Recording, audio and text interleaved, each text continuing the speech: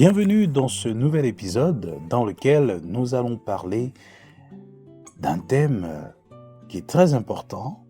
Je l'ai intitulé « Stop ». Oui, stop. Il y a un moment d'arrêt. Il y a un moment où on cesse d'être en activité. Il y a un moment où il est important, voire urgent, de s'arrêter et de prendre le temps de digérer certaines informations que l'on a accumulées dans le temps. Un temps de se poser pour analyser certains faits qui se sont produits les 3 dernières semaines ou les 3 derniers mois, par exemple. Un temps pour se poser afin de consulter, afin de prendre la peine d'écouter le Seigneur, d'entendre sa voix, de consulter un mentor, de méditer aussi, parce que la vie est constituée, je vais essayer de le présenter sous cette forme, d'une activité à la fois passive et, on va dire, active. C'est-à-dire que les hommes ont un temps pour être en activité, donc c'est le côté actif, et ils ont aussi un temps pour être en mode passif. D'accord ? C'est par exemple le fait de se reposer, le fait de vaquer à la lecture, de vaquer à la méditation, de vaquer à la prière, sans être dans une activité qui engage notre réflexion, une certaine dévotion, enfin pas une dévotion, mais une sorte d'engagement très soutenu qui nous amène à produire, qui nous amène à construire, qui nous amène à être en état d'activité intense tout simplement.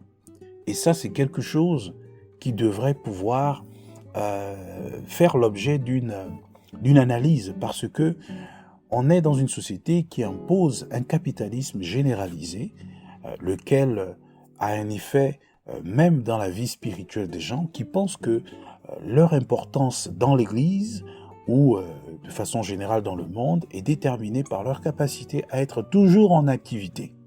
Et ça devient de l'activisme qui parfois est contre-productif, parce que on vient à violer un principe naturel qui veut que l'on ait un temps pour toute chose. Il y a un temps pour tout, la Bible nous dit. Il y a un temps pour pleurer, il y a un temps pour rire, il y a un temps pour être en joie, il y a un temps pour certainement être en réflexion, il y a un temps en toute chose, pour toute chose. C'est également le même principe que l'on retrouve dans les saisons de l'année. Il y a un temps pour où il fait froid, il y a un temps où il fait chaud, il y a un temps où il pleut, il y a un temps où il neige. La vie est faite de saisons. L'activité humaine est aussi faite de saisons. Et donc le corps humain, la nature humaine est, j'ai envie de dire, naturellement programmée à évoluer, d'accord, dans cette logique-là, où on ne sera pas tout le temps en train de faire la même chose, ou en tout cas en activité. D'ailleurs, la semaine, les activités que nous entreprenons dans la semaine sont là pour témoigner en tout cas de l'universalité et de la véracité de ce que nous abordons ici. Nous travaillons du lundi au vendredi, et le samedi c'est pour le repos, le dimanche également, et après on reprend ainsi de suite. Il arrive que certains, pour certaines raisons, travaillent le samedi, et même parfois le dimanche. Mais est-ce que cela est sans conséquence? Je ne pense pas. Donc, tout cela montre tout simplement qu'il y a un temps pour tout. Il y a un temps surtout pour réaliser l'importance de s'arrêter, de dire stop. Et là, par exemple, ça concerne aussi, vous savez, j'ai abordé le sujet dans le livre, la partie des réseaux sociaux, par exemple.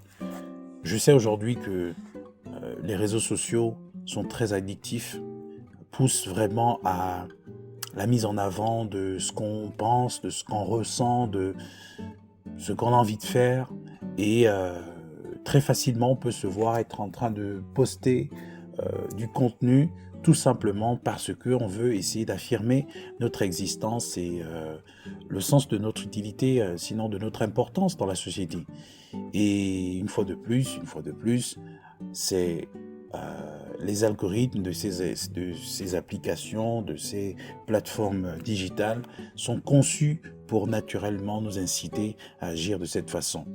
Mais ce qu'on oublie, c'est que parfois, on agit beaucoup plus sur la base de nos émotions, donc on réagit beaucoup plus à fleur de peau que sur la base d'un raisonnement assumé, d'une réflexion mûrie, d'accord, sur l'importance ou l'urgence de ce que l'on doit faire ou pas, hein, de si c'est nécessaire, si c'est utile ou pas.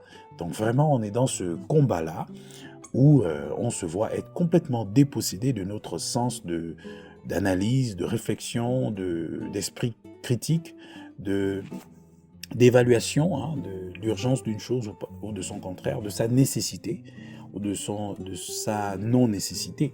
Donc vraiment, c'est une sorte de nouvelle culture qui s'installe. Et d'ailleurs, je vous renvoie vraiment dans le podcast, à cette allure podcast, où j'ai abordé une série de 3 émissions, on va dire 3 épisodes assez particuliers, en particulier, désolé, dans lesquels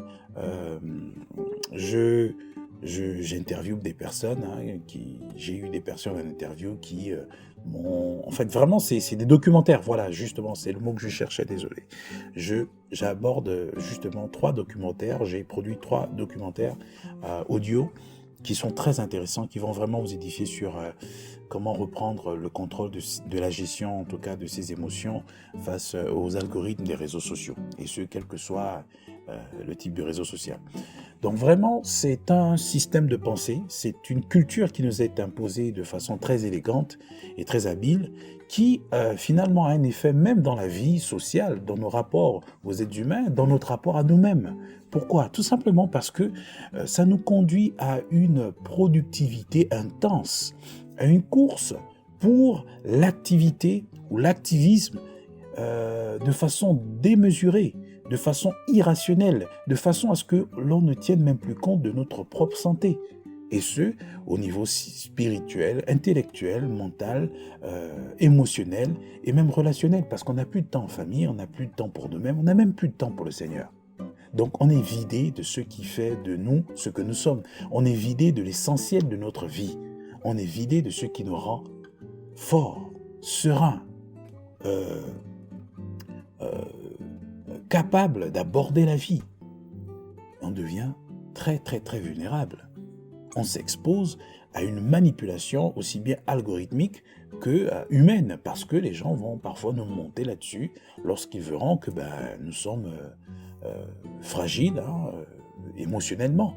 Et ça, c'est très dangereux. Lorsqu'on est émotionnellement fragile, manipulable, on donne l'occasion non seulement à l'ennemi, mais aussi aux personnes autour de nous monter là-dessus et de faire de nous ce qu'ils veulent ou ce qu'elles veulent. Donc, vous voyez, et ça, c'est très, très, très dangereux. C'est la raison pour laquelle, un temps soit peu, il est important de s'arrêter, de se dire, bon, j'arrête d'être inutilement présent sur les réseaux sociaux. J'arrête d'être inutilement présent dans des conférences, dans des programmes d'activité, que ce soit dans la société ou même au sein de l'Église, par exemple. Donc, vraiment, autant de choses qui occupent notre cerveau, qui nous demandent de l'énergie, qui nous demandent de notre temps et de nos finances, pour ne plus avoir finalement un temps avec soi-même et avec Dieu. Et c'est ça l'important, l'essentiel de la vie, avoir un temps avec Dieu, le Saint-Esprit. C'est en cela vraiment que le Seigneur m'a inspiré d'écrire ce livre, Vital, pour nous ramener à la parole de Dieu. Vital n'est pas la parole de Dieu. Vital est une ressource qui nous reconduit vers la parole de Dieu. Si un temps soit peu l'activisme a ôté en nous ce goût de la présence de Dieu, le message qui est véhiculé derrière nous conduit à revenir sur l'essentiel de la vie.